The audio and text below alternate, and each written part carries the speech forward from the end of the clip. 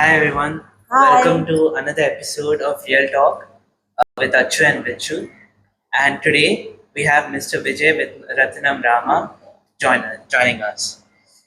He's not only traveled the world just to see it, he's traveled the world to actually transform it. He has trained over 5,000 professionals in over 25 plus countries. He's a certified transformative coach and has a master's in psychology. Thank you, Vijay, for joining us on the podcast today. Thank you so much for joining us today. And for another side of introduction for him, we met Vijay in Toastmasters, where we do Toastmasters too. So there is where we met Vijay. Hi Vijay. Hello.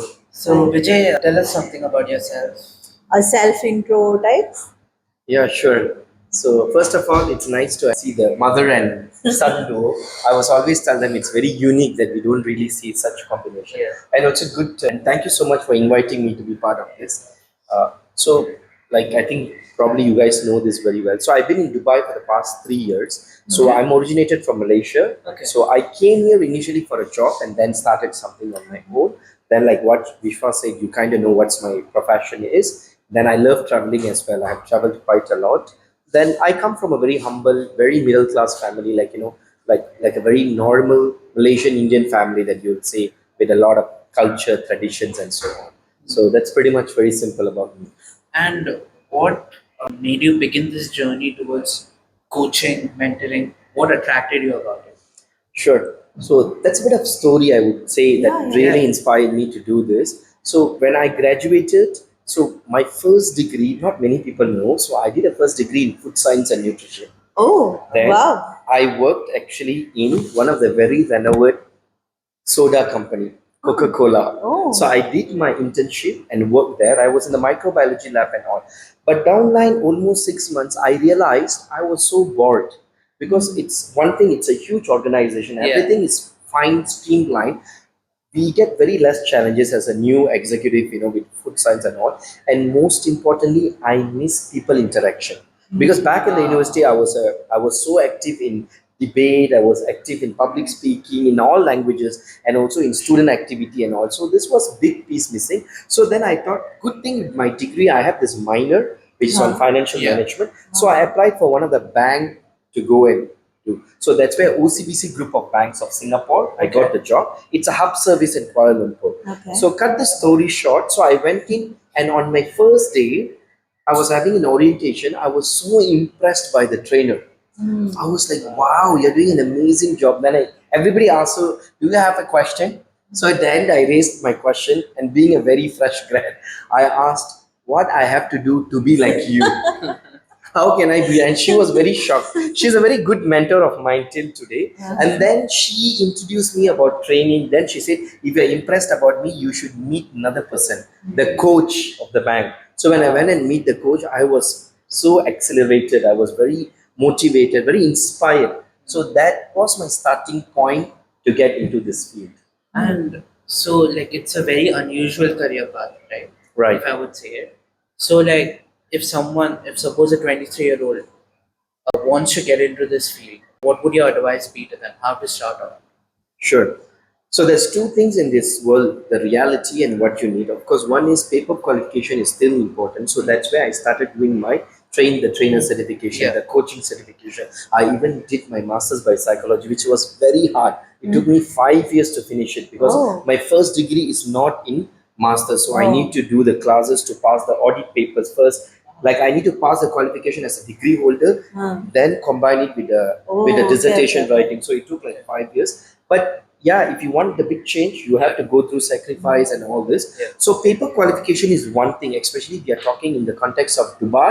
Yes, that is one thing. You want to know exactly what you want to do, get those papers. But other than that, more importantly, you need the passion and experience. Yeah. Correct. So people might have passion for experience. I would suggest for the new ones who Yeah. always come and ask me, don't wait for the opportunity to come. So there are many platforms like Toastmasters. Yeah. So go and run an education session. You're almost like a trainer. Or Yeah. go to schools, go to temple, church, mosque, anywhere to give your pro bono services. Okay. So someone down the line will see, and you're also gaining your experience. Yes. So let's say you land on a job and they ask you, you are interested to be trainer, but what's your experience? Rather than saying I'm new, Yeah. you say I do have pro bono experience. I've volunteered in all this organization for the past 3 years and I got it. So this would be the two things: paper qualification, Yeah.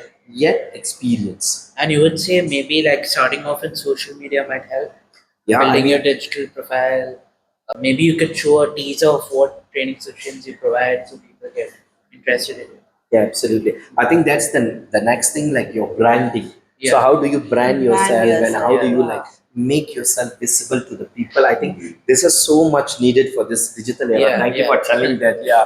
So that is something. Yeah, LinkedIn. You make a Yeah. social media post, so people kind of know how are you doing, what are you doing, what are you capable of. And even I'm very surprised, even like last month I was interviewed in one of the radio channel. Okay. And when I asked them, how do you get to know about me, they said social media.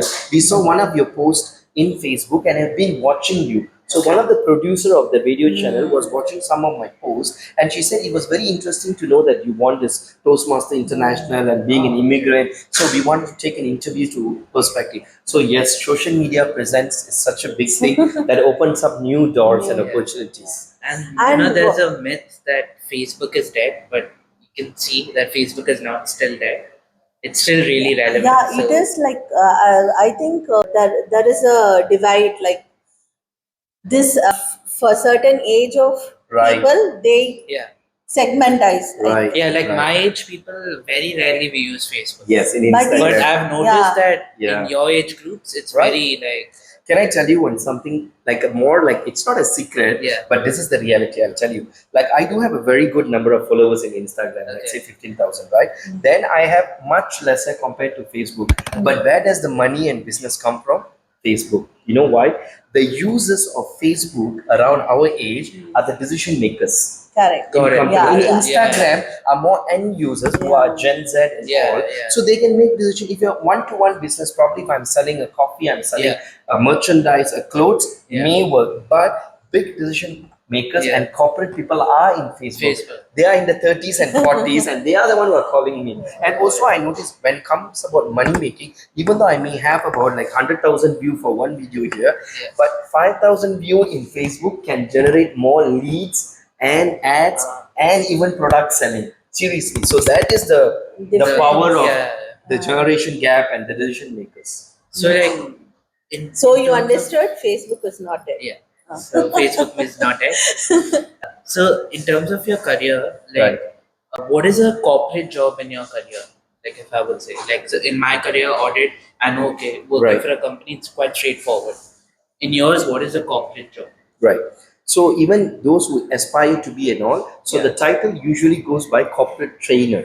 Okay. So it goes by corporate trainer. It's a very wide, big umbrella. It covers both technical and also soft skills. And in Okay. fact, I started off as Yeah. a technical trainer, Trainer. in the bank. I was training people about credit approval system, the Oh. Civic screen. How does all this? How do you calculate a credit score? Because when you're talking about 15, 16 years back, Yeah. you still have to do the manual way Yes. and also the system way. Of course, Yeah. now AI is doing Yeah. it. You just input it, but you still need to know. Even we teach people how to do a manual credit card calculation fees Okay. manually, which is not easy. You will probably do like a at maths, additional mathematics, Yeah. kind of 3 page, like day to day, because the interest is per annum, but you know you divide by 365 and all that. So that's how I started. So the title is still called corporate trainer. Pretty much it covers everything. Like nowadays you see this in Amazon. There are Yeah. cloud trainers, there are Excel sheet trainers, there are specifically Microsoft trainers. So all these are called corporate trainers. But of course, and then I moved to the soft skill training. Okay. So either it's called corporate training, or now more specifically they also call L&D, learning and development. Good. Either you're a learning and development specialist, learning and development manager, learning and development coordinator. It could be anything, and of course the higher level is comes with the word of consultant, corporate Yeah. training consultant, Concept. L&D consultant. Okay. So So, these that's are the the type. advanced level. Right. Yeah. Yeah. Okay. And, when soft you- skills, what Yeah. kind of soft skills you train in? What is your expertise in soft skills training? Okay, sure. The next one I'll take. Yeah, together, yeah, sure. yeah. So soft skills, throughout the journey, so I started off a lot more on customer facing. I think that is still one of my biggest muscle. So any training that to do with customer experience, customer delight. So I've done this for a lot of service industries. Okay. So recently, last month in April, not a couple of months ago in April, I did for the group of pharmacies in Dubai, and also I did the same in Doha and so on. So these are retail pharmacies who are facing customers face to face. Okay. So the customer experience, you see, they are not just giving the medicine that was prescribed. Yeah. So there are also people come with so much of fear. There are old people who comes with they don't even They know don't what know. is this. Yeah. So there's more of a human touch that you need. Also, some people come and scold, cry, anger, be with you and everything. Why are you charging this for my vitamin C? The doctor gave me this. How come it's not covered in my insurance? So how do you do this conflict resolutions and all this? So though it's customer experience, this so it covers a lot of components. And of course, down the line, I do a lot on emotional intelligence. I'm also emotional intelligence certified trainer. Another big common one that I get also from my background of psychology is I get a lot on positive mindset, abundance mindset, the neuroscience, how the brain works, and how you can leverage this into corporate and all, specifically into people personality. So my dissertation and research were very deep in people personality. Like you can, there are hundreds of people personality assessments that now roll out those days. So how do you use people's personality to understand and study to even work internally or even externally, like when I'm trying to sell you this or when I'm trying to go and do a service, or even I tell you there is a big dynamics of mother and son in personality. So if let's say like you have like 3 4 siblings and you have like few kids, everybody's personality is different. Different, yeah. And that's how they communicate, that's how they react, respond, and everything. So all these are taught in my soft skill programs, one. And also there is another huge big chunk on leadership series as well. And what I wanted to ask you was, see, in today's world, when you get a new set of graduates Right. in your room, okay, earlier the attention span was much higher, I would say. Right. But now the attention span of all the graduates now are lesser, much lesser, I would say. So how do you manage that? How do you tackle that? That's a first question I have. Yeah. You mean attention span means, can you explain it? See, like if you are, for an example, if I am telling something to Vishwa, okay, I am teaching something to Vishwa, his attention span goes off. Right. After 2 minutes, he's gone. Right. Then we have to really catch him Right. and put him back to Right. the situation and make him understand. So Yeah. they keep on going, how to grab them and keep them and continue, make them listen to us continuously. Right, right. Now you're making Not me, as a mother son. right, right. Even any for anyone, Yeah. right, generally. Now you're making me to spill all the secrets I use in my training. But it's a good one, I'll tell you. So this is not just with Gen Z. Even if you notice, I think the whole digital world and the Yeah. world, how things are moving has made every human's brain like that. Why there are reels, why there are TikToks and shorts? Because we want everything to be short. Ask ourselves, when did we last sit down and watch a full movie peacefully, unless in theater because you are paying? We don't do that. We just want short films, something quick, fast, and so on. So that's how the world is evolving. And even as a trainer or service provider or anyone, we need to adapt to this. So one of the technique that I use in engaging people up, if you notice, in traditional training or giving any presentation, there is a chalk and talk method, which is very conventional, like professor method. You write, or you chalk and talk also works for PowerPoint. You put PowerPoint and all that. Yeah. But I'll tell you, the secret is you can only have that maximum 30% in your training, which cannot be continuous. So if you're doing a 10 hours training, you can only have that 3 hours, but not even 3 hours continuously. You're going to have that like 20 minutes, 40 minutes, 20 minutes, and so on. The rest 70 minutes has to be engaging. And that's where I bring in play. So I use a lot of gamifications materials that games, which even a small topic, not just like board games that make people to move. Also, the brain becomes active when you move. So I get my participant to stand up, move, change place, and even when I give the game, they have to stand up and do that. It can be as simple as a charade game that you acted out, which is relevant to the content, up to those big gamification. So as a trainer or service provider, you have to evolve and adapt to different techniques. So game is just one. Nowadays, there's a lot like Kahoot, Slido. Yeah. You get people competition. You do even the traditional quiz type. You wanted to put a bit of competition. People always wanted to and they wanted to listen to you. It's the same thing like how you say like you have got two kids. You ask them, can you go up first and take daddy's phone versus okay now daddy going to make a competition between my two daughters. Who's going to run and take it? You see the playing the methodology. And it works amazingly with adults. Even a lot of people think that, come on, this is adults. Are you like teaching kids and all? You'll be surprised. One of the leadership training I did in US, when I was putting the agenda, I put as energizer. Then the HR was asking, what energizer are you playing? These are people at 50 and 60. I said, I'm going to make them dance for Baby Shark. She was laughing and she was shocked, like, are you sure? I said, yes. And I did. And I had the video. First, out of the 50 participants, like 20 of them were hesitant. But trust me, at the end, all of them danced and passing their mobile saying, please record this. I wanted to show my grandchild. So, in adult learning, yes, there is a bit of ego as well. But once they come down and you kind of crack it, I tell you, they really enjoy. And the learning is just like a byproduct. They will carry that when they go out. I think this happens at every service provider. We have to use our creative bits in executing whatever we want to do. That's quite interesting. Games are very innovative Right. in that aspect. Games, songs, dance. Like Baby Shark is not a game. I just play them. I teach them the step. All that. The Daddy Shark and they just do it. Some people are hesitant, but once they start moving the body and doing this, it's get into the picture. Even in our Division F contest, we did Toastmasters. something. The dance was there. So, like, how do you think Toastmasters has helped you in your coaching journey? And would you recommend all, like, irrespective of which field you're in, to pursue Toastmasters?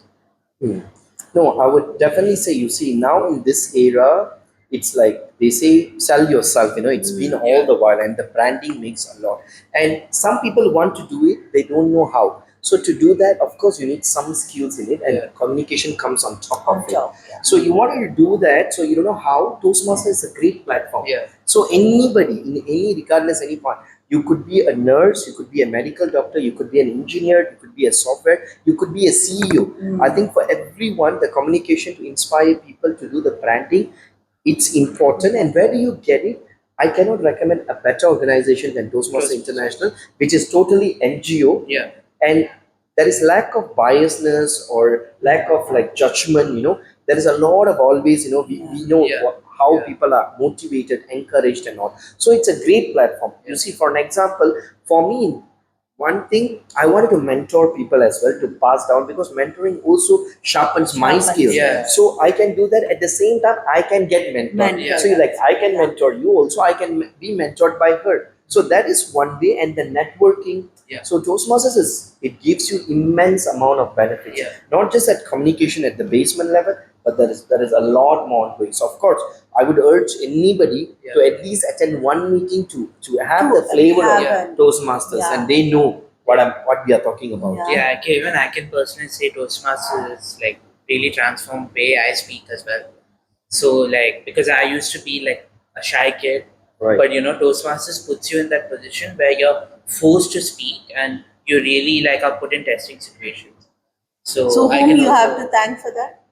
Mr. Vijay. Not me. Mother. You have to thank me. I took Even you should probably share how Toastmasters also brought you, to this. See, like when I started Toastmasters, I hadn't started writing or directing any short films or anything. Right.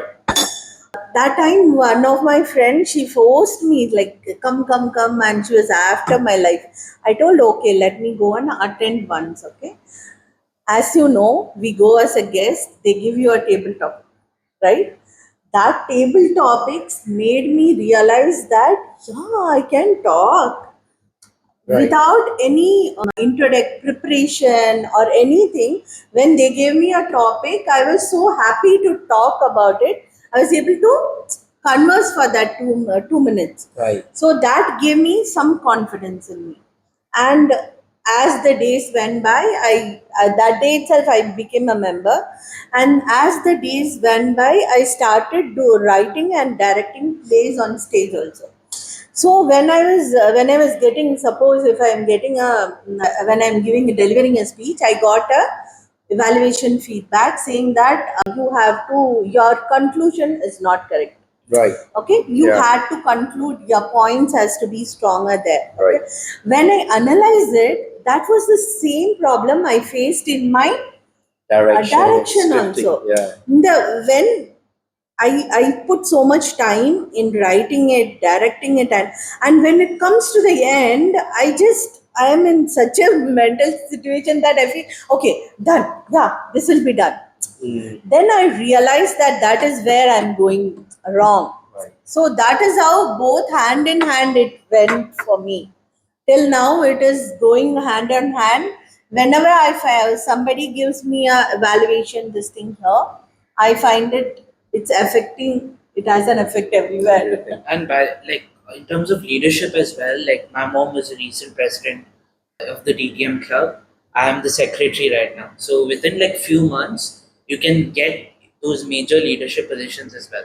So I think in terms of that, I can't recommend Toastmasters enough. I think we have done our best to convince you guys. No, one last thing, you want real evidence. The three of us from Toastmasters, I can tell you for the benefits of audience, none of this was scripted. Yeah. None of you can actually look around. There's no papers, no pen. We just had like 10 minutes discussion to decide how the outline and the flow going to be, and we are sitting and doing this so organically. And thanks to Toastmasters. Toastmasters, yeah. So let's move on from Toastmasters. I think we are in love with Toastmasters. Obviously, yeah. So Yeah. Vijay, I noticed that you're into freelancing right now. Right. You have your own company. Right. So what prompted this change? Because I assume that a lot of corporates, they will like have demand for Right. corporate trainers and stuff. So what pushed you to start your own company? Okay, sure. And like I would say two things. One is definitely there's always a need of you wanted to start something on your own. So you have the freedom, and plus I always imagine about early retirement. I don't want to work after 40. I think that's everybody's Everybody's. right. So to have some financial freedom as well, to have some flexibility. You see, now if I tomorrow I wanted to go home, I wanted to fly somewhere, I can do it.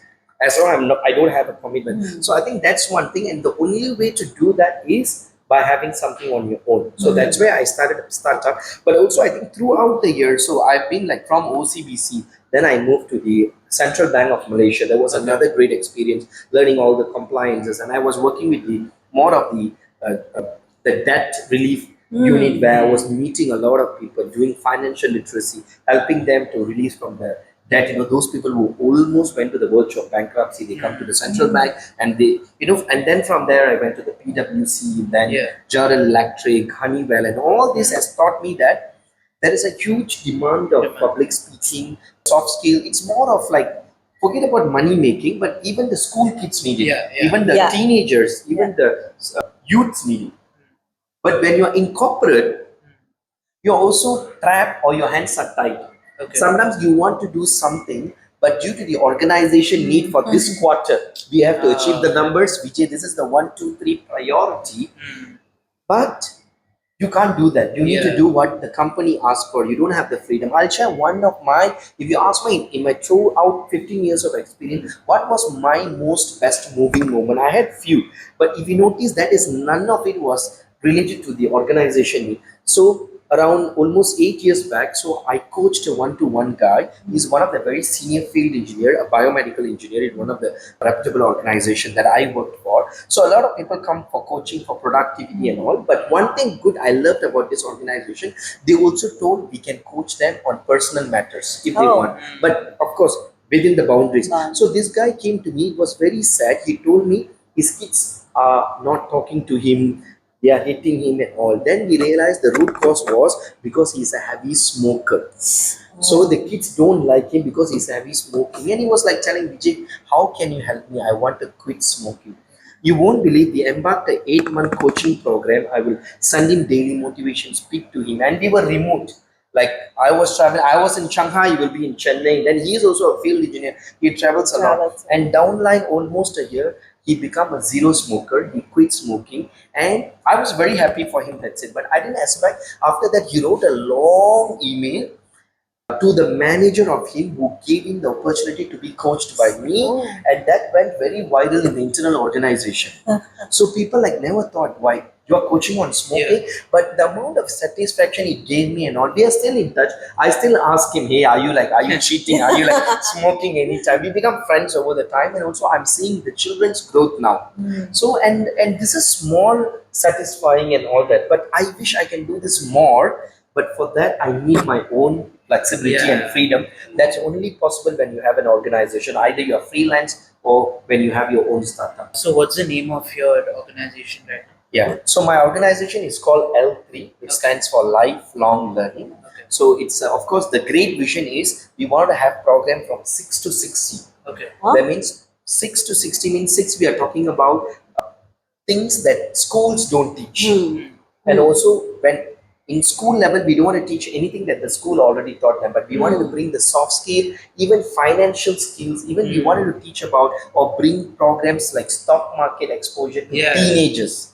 Because these are the one you don't teach. And for me also, how come nobody taught me so detailed about Excel sheet, but now I'm like, I need to do this certain and so on. So I thought, okay, these are the things should be imparted and also imparted to these kids. And also even like some summer camp to teach about nature, environment, those things. And for that is for the beginning level, 6 to 12, then 12 to 18, then 18 to 24 to get ready to workforce, and then the first graduates, and so on, even up to 60, like even managing big families, will writing, how do you plan your assets before you leave. This is my biggest vision. And also I have a business partner in this who is actually my mentor. So we both kind of embarked on this journey. And yeah, with God's grace, it's taking its flight and going well. So, how many years has it been since you started this? So this is our third year. So officially we are stepping into our third year now.